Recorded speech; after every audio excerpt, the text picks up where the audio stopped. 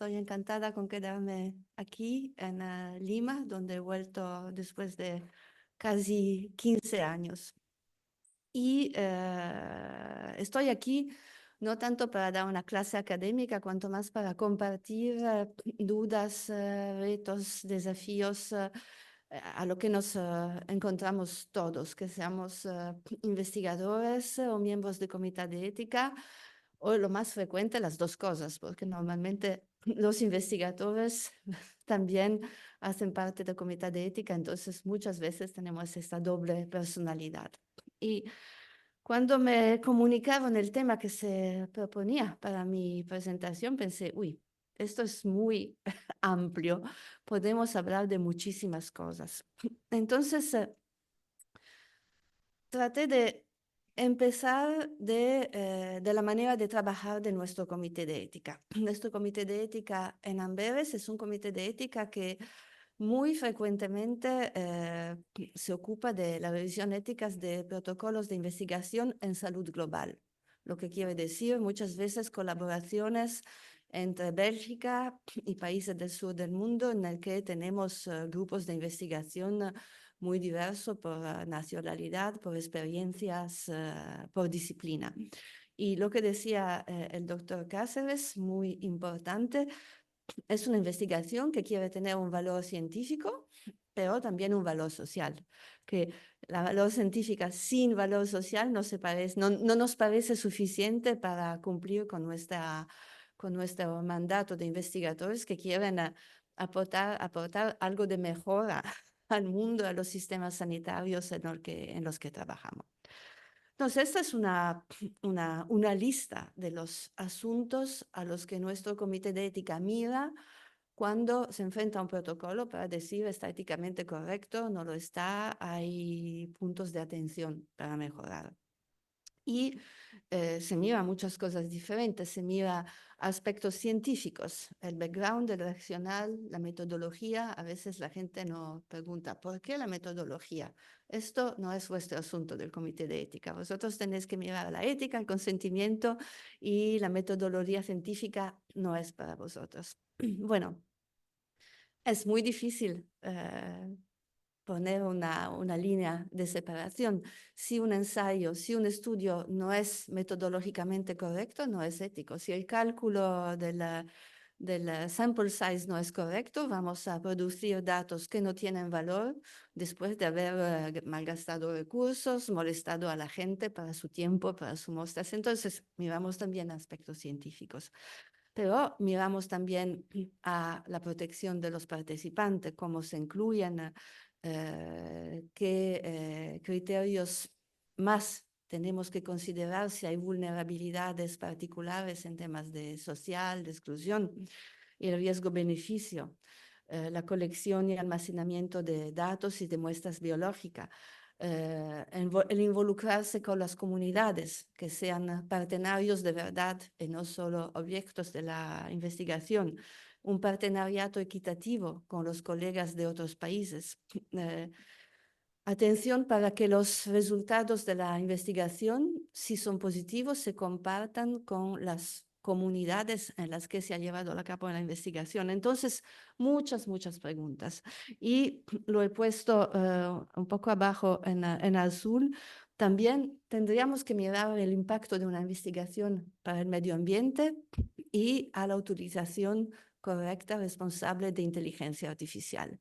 Y estos dos puntos lo he puesto en otro color porque no creo que todavía lo estamos haciendo muy bien. Son preocupaciones nuevas y estamos tratando de entender cómo podemos mirarlo esto, pero son temas emergentes. Todavía los comités de ética no están muy bien informados para ver cómo se asegure un impacto aceptable a nivel de medio ambiente y una utilización responsable de inteligencia artificial. Bueno, estas son todas las cositas. Tenemos nuestro protocolo, lo revisamos, lo aprobamos o decimos, miras, hay asuntos para mejorar para el plan futuro de utilización de las muestras o para mejorar el involucramiento con la población, eso para el consentimiento aclarado, se mejora el protocolo y al final lo aprobamos. Y aquí estamos, no sabemos nada más. El comité de ética a partir de este momento sí puede recibir y tiene que recibir informe cada año de cómo progresa la investigación. Hay algunos países, incluso Perú, donde el comité de ética tiene el derecho de hacer auditoría él mismo, de ir al terreno de investigación. En Europa, por ejemplo, esto no pasa. Entonces, todo lo que pasa después de que comienza un protocolo lo sabemos por lo que nos dicen los investigadores. No podemos ir a controlarlo nosotros mismos. Pero creo que también en el Perú o en la India, en los lugares donde esto es posible, el comité de ética no puede ir a hacer auditoría de todos los ensayos. Entonces se va a escoger, por ejemplo, por los que se supone tengan el riesgo más alto a nivel individual o a nivel de población. Entonces, el tema es que, bueno, el protocolo está muy bien para empezar, pero ¿cómo vamos a asegurar que todo siga pasando de una manera correcta? Y aquí voy a compartir las reflexiones que, que he hecho para mí misma para preparar esta presentación. En primer lugar, siempre miramos el background irracional. Solo se puede llevar a cabo una investigación si hay una investigación, una pregunta de investigación, la research question, que es correcta, que es pertinente. Hay efectivamente una falta de información hoy en día y necesitamos este tipo de investigación para orientar las políticas sanitarias. Hace un par de años hubo una gran epidemia de Mpox en Bélgica, claro que era muy urgente hacer investigación epidemiológica para entender cómo se desarrollaba la epidemia, si los pacientes ya eran contagiosos antes de tener síntomas. Esto era muy importante, clarísimo. Durante la epidemia de COVID, durante el segundo año, ya esto era menos claro. Tenemos que hacer otra investigación para, a lo mejor ya se ha hecho. Hubo tantas investigaciones durante el COVID que te pones la pregunta, ¿esto es efectivamente todavía pertinente o es una investigación que va a repetir otros que ya se han hecho? Entonces, una pregunta sobre el racional. La investigación implica utilización de recursos financieros, humanos, el tiempo de las personas. Entonces se hace si es efectivamente importante para la salud pública. Pero las cosas pueden cambiar. Pueden cambiar, empezamos en ensayo clínico y de repente desde otras investigaciones en curso, desde la literatura, se obtiene otra información y ya sabemos que lo que estábamos investigando ya ha tenido respuesta de otra fuente. O peor, que el medicamento que estamos investigando tiene un perfil de efectos secundarios que es mucho peor de lo que se sabía hasta ahora y que ya no es ético proporcionárselo a pacientes o que tenemos que tomar más medidas de monitoreo de laboratorio para monitorar los efectos secundarios. Entonces, aquí sí, lo que estaba correcto cuando el comité de ética aprobó el protocolo ya no lo es más. Y aquí necesitamos trabajar de manera bien, bien concertada y con confianza recíproca para el investigador comunique esta información al comité de ética y que juntos, a lo mejor consultando a la agencia de reglamentación, a otros comités de ética, al Data Safety and Monitoring Board, si es en estadios clínicos, vamos a tomar las medidas necesarias, una enmienda del protocolo o incluso la decisión de parar al protocolo. Entonces, esta valoración de la racionales de la pertenencia del protocolo se hace al comienzo, pero tiene que ser un proceso y este proceso solo funciona si tenemos recíprocamente confianza. Si el comité de ética no tiene una actitud punitiva hacia los investigadores y los investigadores no le tienen miedo al comité de ética, voy a decirlo esto que me va a pasar. Entonces, la confianza es muy importante para que la conducta responsable y ética del protocolo siga durante toda su ejecución. Uy. ¿Me ha pasado algo? Sí. Algo parecido es la consideración de protección para personas y grupos vulnerables. En Bélgica y en Europa, un ejemplo muy fácil, y creo en muchos entornos también en América Latina, es el tema de hacer investigación en migrantes sin papeles. Muchas veces necesitamos estudios epidemiológicos y otros para entender cuáles son sus prioridades de salud y desarrollar manera de otorgar los cuidados de salud para llegar a esta gente que no hace parte de un sistema estructurado, de un sistema oficial de salud. Pero claro, hay riesgos legales. Hay riesgos legales si hay una violación de su privacidad. Hasta 2 semanas podía ser que desde Inglaterra lo pusieran en un avión para Ruanda o desde Italia en un avión para Alemania. Entonces, tenemos aquí, en este caso también, el investigador del comité de ética tiene una responsabilidad de estar al tanto de lo que pasa en el contexto del país, incluso a nivel de leyes y de políticas, para ver si hay grupos de poblaciones en los que la vulnerabilidad cambia y necesitamos más medidas para protegerlos. Otro tema muy delicado es el tema de la homosexualidad. En Uganda recientemente se ha decidido criminalizarlo. Entonces, una violación de privacidad por un homosexual en Uganda por un ensayo clínico quiere decir que esta persona aterriza en la cárcel. Entonces, si pasa algo de este tipo, los investigadores tienen que decir, vamos a tomar más medidas para anonimizar los datos, por ejemplo, para que este grupo de personas que nos ha hecho confianza compartiendo sus datos, sus muestras, a veces sus historias, sea protegido y no incurra en riesgos por nuestra culpa. Igualmente para las modalidades de inclusión y de exclusión, que estarán bien definidas en nuestro protocolo de investigación. Aquí, aunque no haya cambios, pueden darse errores. Muchos de nosotros, sobre todo si tenemos muchos años de experiencia en comités de ética, a veces nos comunica el monitor del estudio, mira que hubo un error por a la comprensión del equipo del terreno, se han incluido al ensayo menores, aunque no se podían según el protocolo. Aquí también el tema es tratar de aguardar la solución punitiva como última etapa. Hay que empujar la transparencia. El investigador tendría que tener confianza en el comité de ética y saber que, bueno, esto ha pasado, nos hemos dado cuenta, lo comunicamos de manera transparente, vamos a hacer otro training del equipo de terreno para esto no pase más y vamos a ver si hay algo para hacer para indemnizar a los pacientes que hayan podido ser dañados por un error de inclusión en el protocolo. Claro que aquí también tenemos algunos problemas que van más allá de la ética del investigador.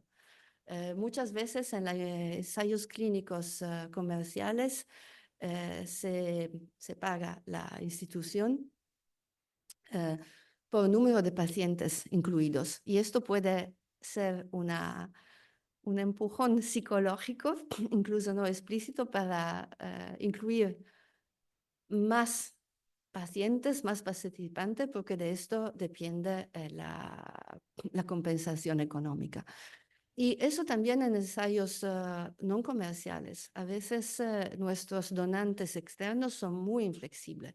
Puede pasar que una investigación empiece con retraso por razones que tienen que ver con el entorno de seguridad, de transporte, de cualquier cosa, pero no se cambia la fecha última para acabar las inclusiones. Y esto también pone los equipos bajo presión y van a veces a tomar shortcuts porque están bajo presión y si no acabas con la inclusión esa hora, la próxima vez no vamos más a proporcionar una financiación. Entonces hay a veces las reglas del promotor o del donante que sin hacerlo adrede pueden empujar, favorecer comportamientos que no son demasiado éticos porque ponen a los equipos de terreno bajo presión para valorar su performance.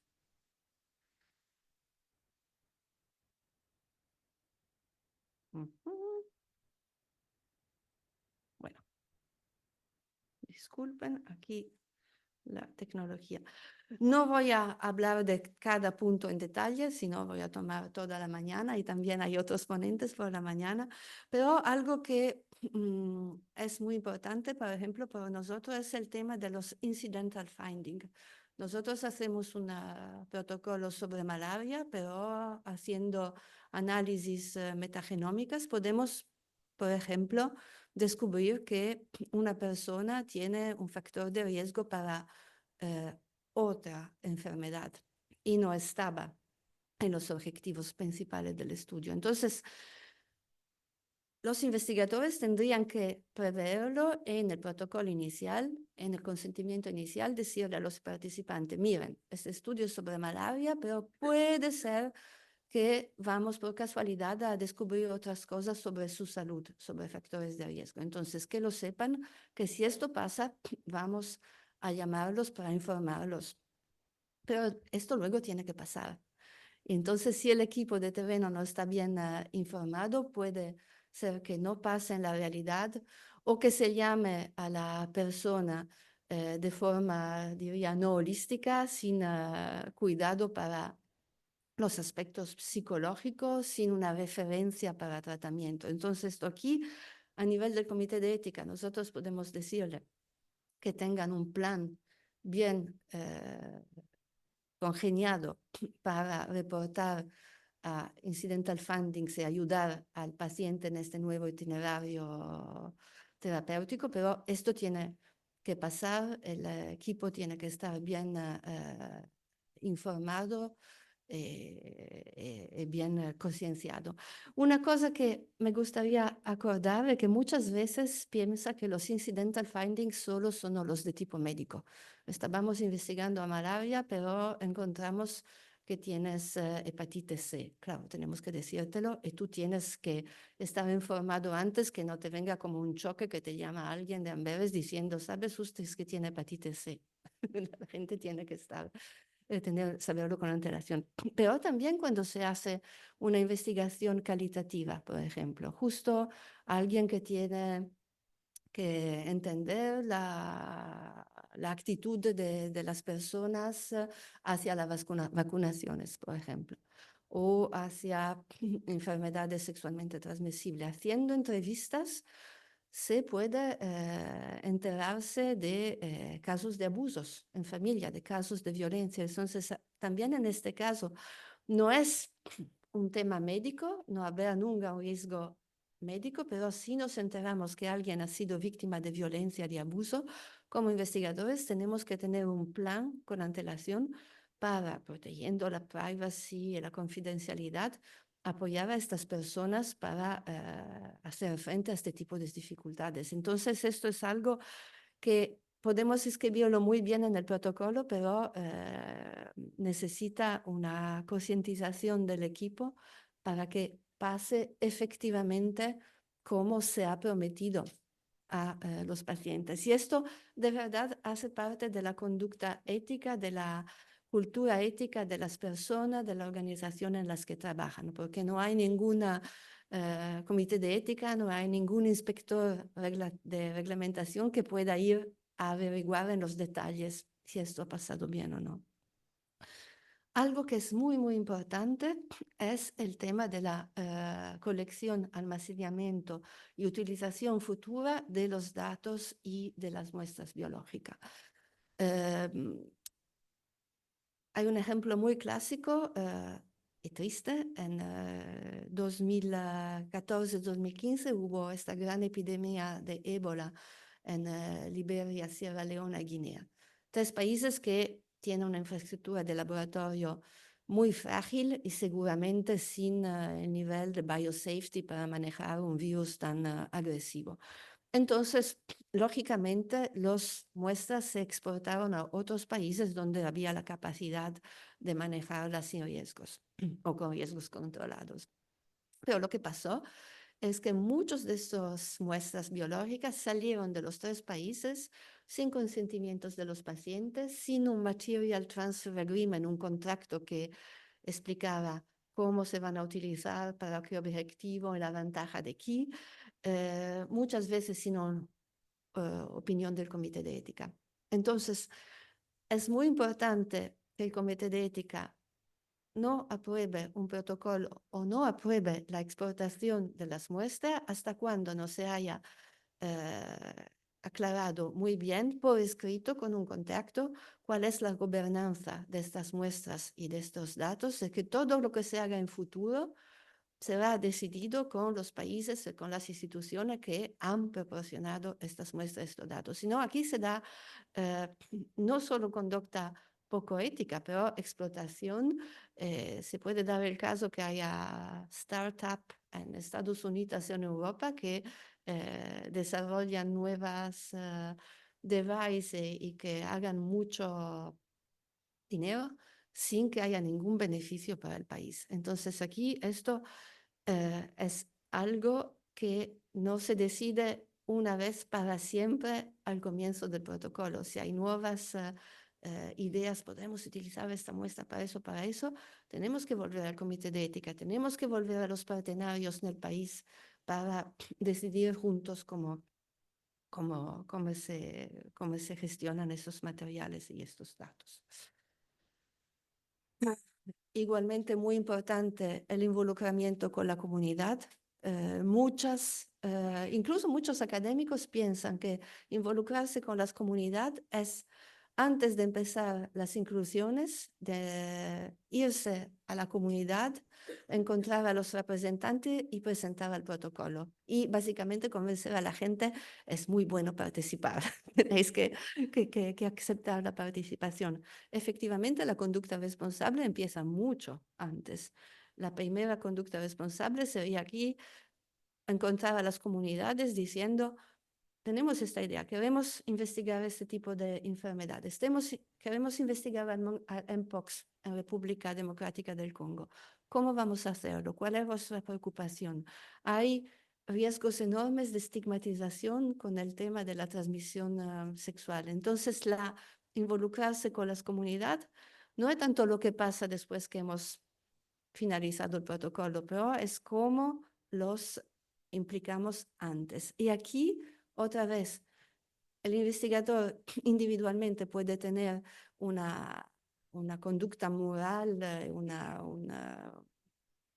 una visión muy ética, pero si no está compartida por su organización, si no está compartida por el donante, no va a tener muy sencillamente el dinero para organizar esta primera ronda de consultación. Entonces podemos estar éticos, pero para hacer investigación de forma ética yo necesito que tener una postura ética, pero tiene que tener el soporte, el apoyo de mi organización, de mi universidad e incluso de los que van a financiar nuestra investigación.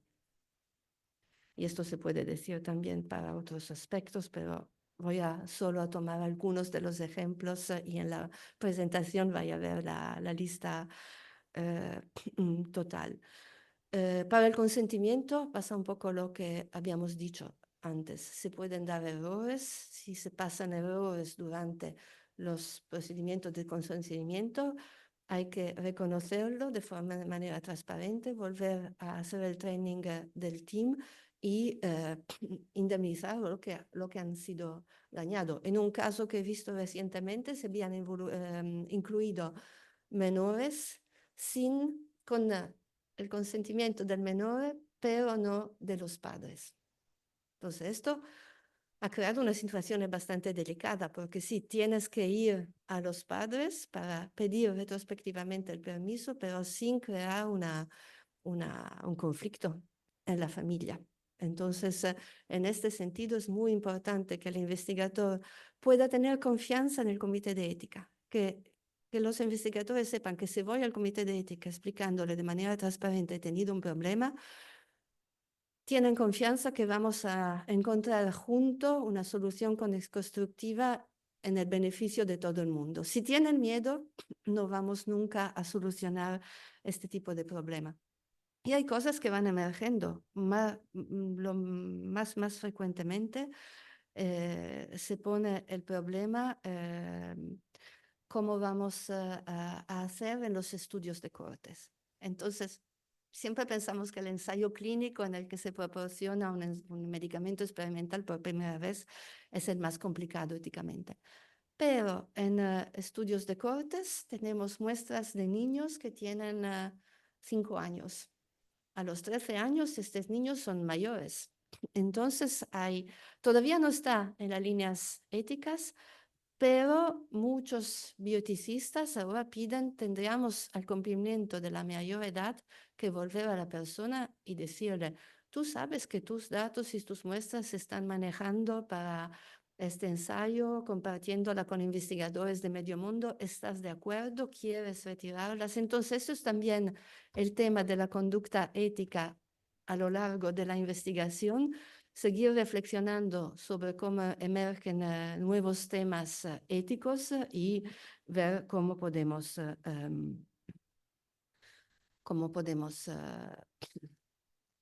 mejorar nuestra conducta ética, incluso si hay temas que no nos planteamos con antelación. Aquí voy hacia la conclusión porque creo que tenemos que recuperar el tiempo con el que hemos empezado con un poco de retraso. Esto es justo a título de información. La conducta responsable sigue después de que hayamos acabado el estudio y que vamos a publicarlo y que vamos a comunicar sobre eso.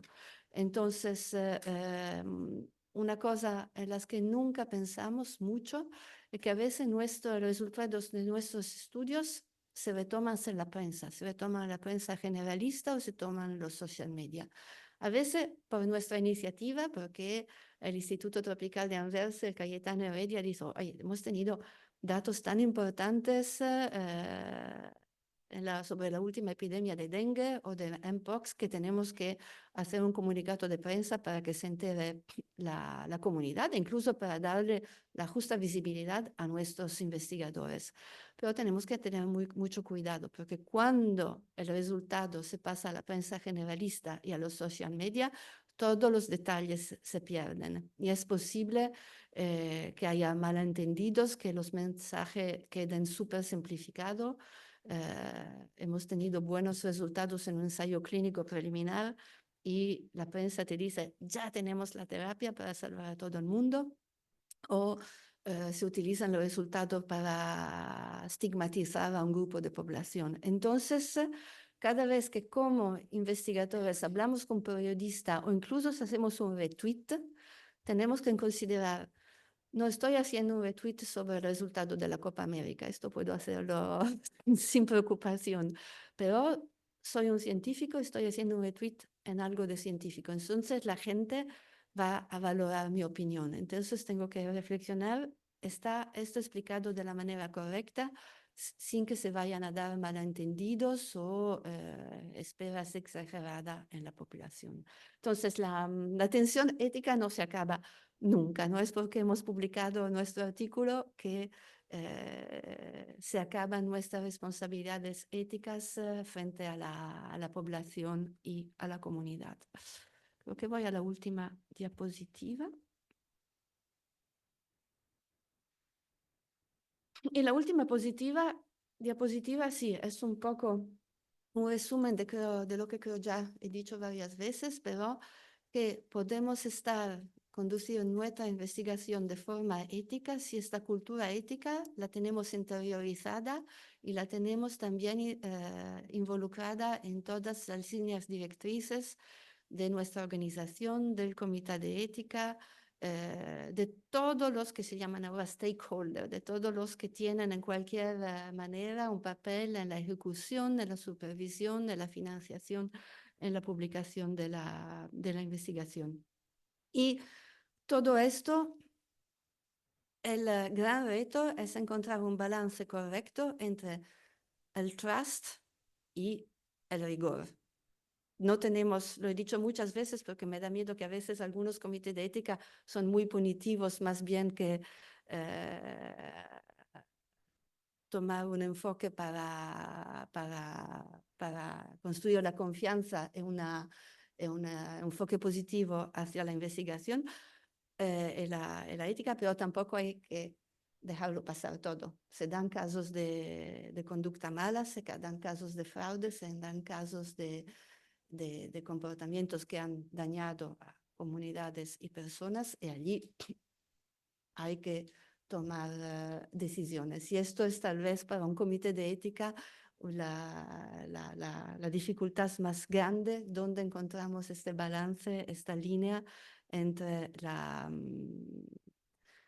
confianza y el control, el monitoreo, el, la prioridad última, que es la protección de los pacientes y de los participantes y de sus comunidades.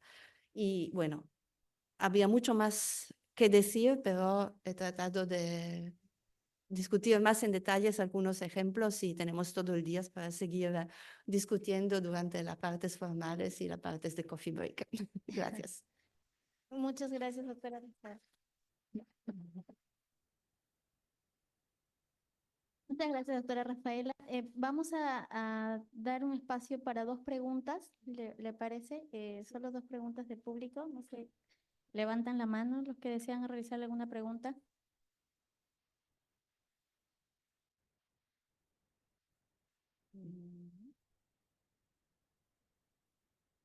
¿Sí? Ay, no. Ok.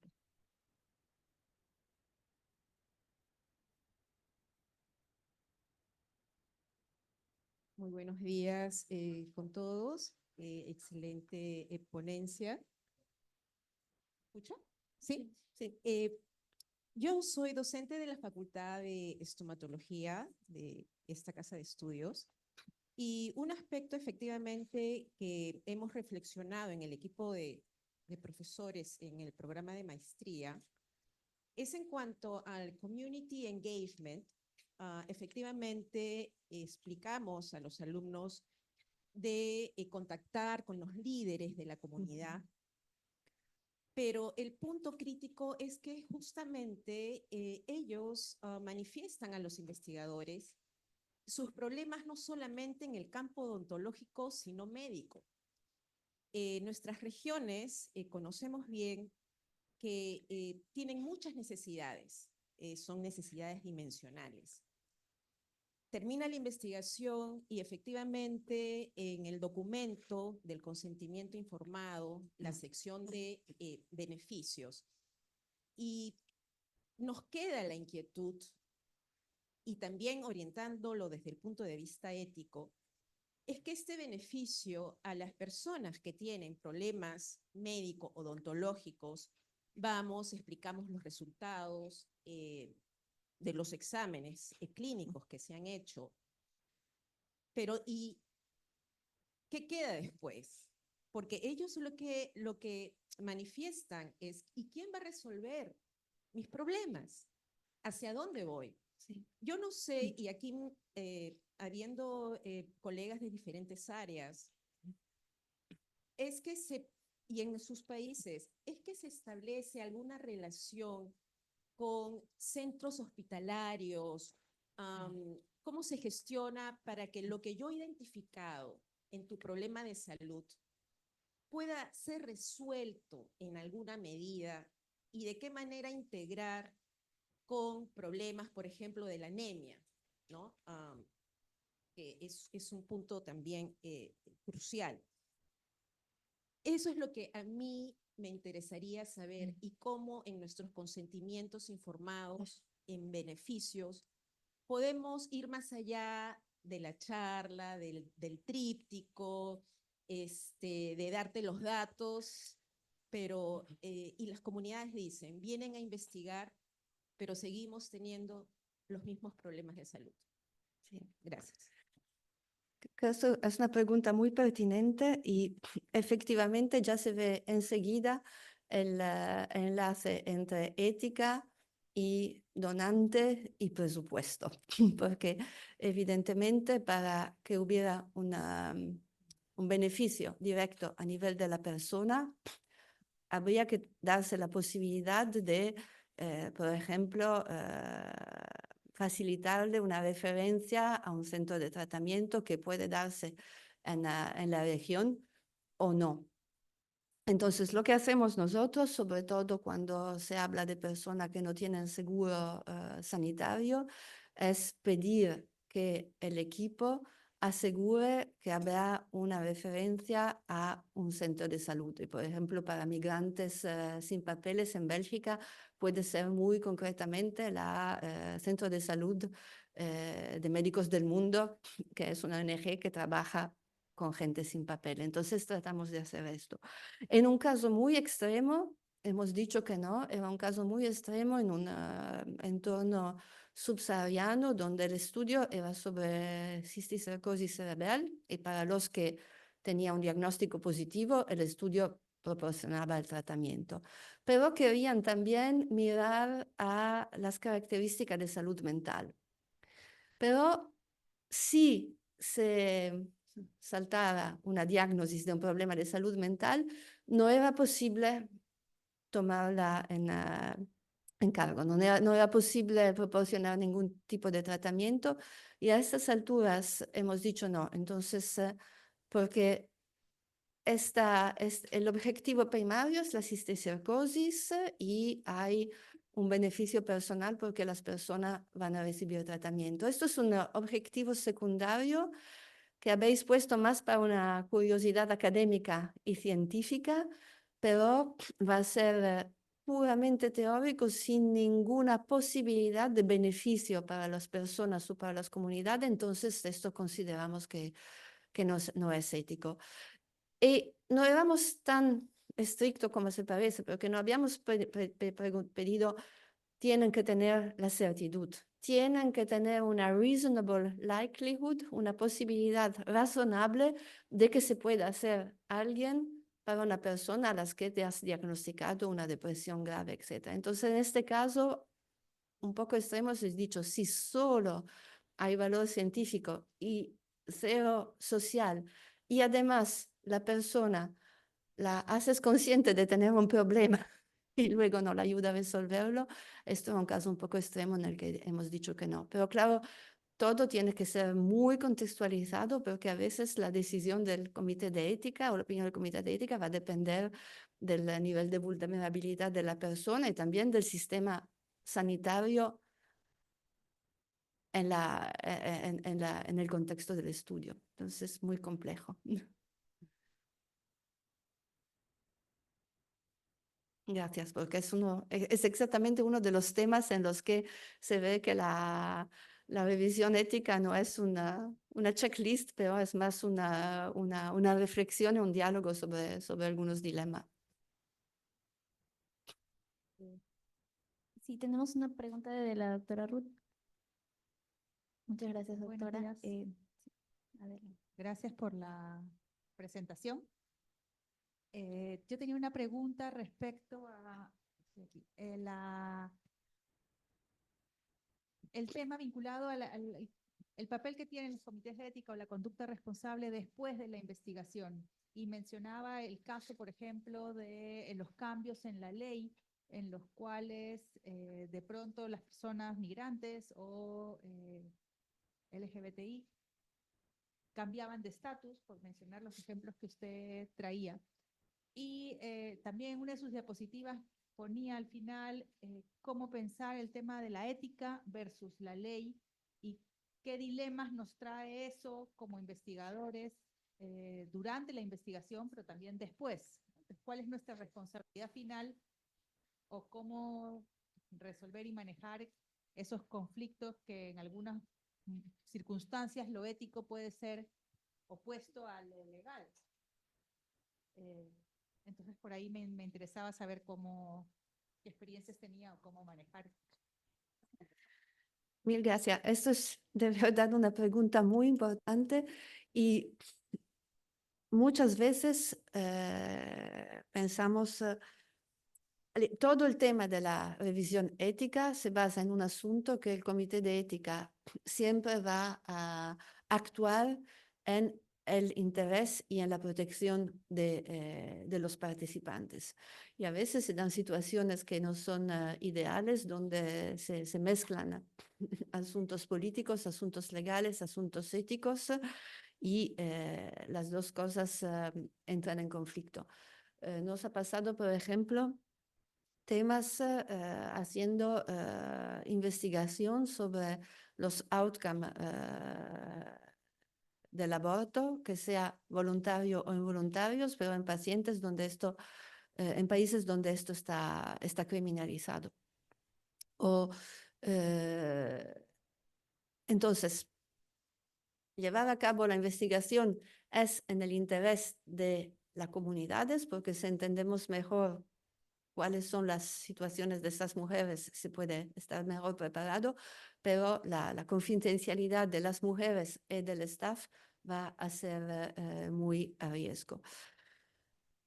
Entonces, en casos extremos, yo podría estar en favor del hecho que se lleve a cabo la investigación sin pasar por las autoridades del país, si esto va a resultar en una violación de los derechos humanos. Pero tienen que ser casos muy extremos, porque es también muy peligroso si yo como investigador me pongo como árbitro y voy a decir, bueno, entonces, si se llega a una situación de este tipo, y digo, vamos a llegar la investigación a cabo casi a escondidas porque es importante para esta gente, pero no podemos ponerlo a riesgo, no podrá nunca ser un investigador solo que toma la decisión. Y es una valoración que tiene que involucrar a comités de éticas de otros países, por ejemplo, a bioticistas como consultores, y lo que es importante, creo, a representantes de esta comunidad. Tengo un colega que trabaja sobre acceso a medicamentos en el norte de Siria, donde hay guerra, no hay comité de ética, no hay nada. Entonces, él pidió para ver la opinión del comité de ética en otros países, ya que no lo tenía aquí, pero también ha puesto en marcha un sistema de community engagement, ha creado un grupo de consultores, de personas representantes de la comunidad y de los médicos en el norte de Siria y en la diáspora fuera, para, en este tipo de caso, hay un conflicto entre la ética y la ley. A mí me parece que me tengo el derecho de saltar a la ley. No es una decisión que voy a tomar solo, voy a involucrar a bioticistas, a representantes independientes de la comunidad, y tengo que tener la capacidad de explicarme. Entonces, esto de la rendición de cuenta, toda la toma de decisión, sobre todo cuando se habla de una situación tan delicada, tienes que poderla explicar. He tomado esta decisión por esas razones, por estos principios éticos. Si no tienes capacidad de explicarla, probablemente se ha saltado algo. Pero es muy difícil, sobre todo en contextos donde haya gobiernos autoritarios, donde haya, por ejemplo, sobre todo en la investigación de salud mental, salud sexual y reproductiva, donde se pone en duda la autonomía de la mujer. Pero estos principios de transparencia, rendición de cuenta y involucrar a otros en la toma de decisión, nunca hacerlo solos en el equipo de investigación, creo que son los principios que pueden ayudar a explicar cómo se llega a un tipo de decisión. Finalizamos con una pregunta del Gracias. doctor Carlos. Gracias, sí. Escuché, doctora, una referencia a que no hacen seguimiento de los protocolos una vez aprobados. Supongo que es un tema de recursos. Bueno, nosotros seguimos mucho las normas del NIH acá, ustedes saben, y eso nos obliga de alguna forma a hacer, no seguimiento activo, pero los estudios tienen que presentar una renovación de su aprobación ética anualmente y bueno, y a veces ahí pueden haber auditorías, ¿no? Es todo un proceso digamos, permanente, ¿no? Sí. Y lo otro es en relación a la mención que hizo a Material Transfer Agreements, ¿no? Versus CRADA Agreements, ¿no? CRADA es Collaborative Research and Development Agreements, ¿no? Acuerdos de colaboración para investigación y desarrollo versus Material Transfer Agreements, acuerdos de transferencia de materiales. Entendemos que MTA son acuerdos sin proyecto, ¿no? Y sin simplemente un acuerdo de transferencia de muestras biológicas, por ejemplo, sin un proyecto, una colaboración, mientras los CRAD Agreements son transferencias con proyecto, ¿no? Sí. Lo que nos preguntábamos, porque no existe, digamos, no teníamos registrado que eso pudiera ser analizado éticamente, pero estos deberían ser, tanto los MTAs como los CRA deberían ser analizados y aprobados por el Comité de Ética. Sí, creo que son también dos puntos muy importantes sobre recursos para el seguimiento. Es verdad que hay diferentes marcos legislativos. El riesgo, haciendo un poco un enlace con el tema sobre la ley, algunos comités de ética que he visto en Europa han adoptado este tipo de seguimiento, pero de forma puramente procedural, que entonces reciben a veces este informe anual, ni va al presidente del comité de ética ni a los miembros, es más el secretariado que dice, lo he recibido, qué bien, te envío la carta de confirmación de la prevención de ética. Entonces, está muy bien que haya el sistema en marcha, pero es también importante que los comités de ética puedan hacer una valoración sobre los contenidos y que no se traduzca, como ha pasado a veces en algunos países europeos, en una pura formalidad en poner un sello. Entonces, este es el próximo reto para nosotros. Y sobre el MTA, el Collaborative Agreement, totalmente verdad. Y añadiría algo. El Collaborative Agreement es súper importante para efectivamente para la justicia en salud global, para que no haya esto del helicopter research en el que todo el reconocimiento, la ventaja, la visibilidad de la investigación va para el promotor y para los investigadores europeos o norteamericanos, lo que ha pasado mucho en el pasado. Si puedo hacer un pequeño ejemplo. Ébola ha sido descubierto en 1966 por el belga Peter Piot y el congolés Jean-Jacques Muyembe. Pero yo me enteré hace 10 años que estaba también Jean-Jacques Muyembe. Siempre se había hablado solo de Peter Piot, no es que Peter Piot quisiera tomarse todo el mérito, pero faltaba esta costumbre en decir era colaborativo, como el Everest, era Sir Edmund Hillary y Tanzin, y siempre solo se habla de Edmund Hillary. Para MTA, los que es también muy importante, que se hace poco, que puede hacer el comité de ética, es controlar que lo que está en el MTA cumpla con lo que se dice en el consentimiento.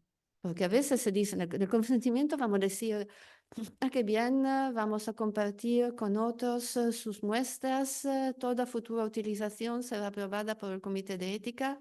Y a veces cuando miramos al borrador del MTA decimos, ¿y esto?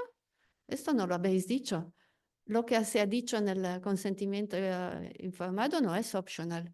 Tiene que estar reflejado en los contratos. Entonces, sí, es muy... Los principios son fáciles y cuando vas a mirar cómo tienes que controlar que un asunto de consentimiento cumpla con los demás, la situación se hace mucho complicada, se dan errores de forma inocente o a veces de forma más inocente. Allí el comité de ética tiene que, que estar muy atento. Mil gracias por las preguntas, todas muy, muy pertinentes. Podríamos seguir 2 horas, pero aquí me paro.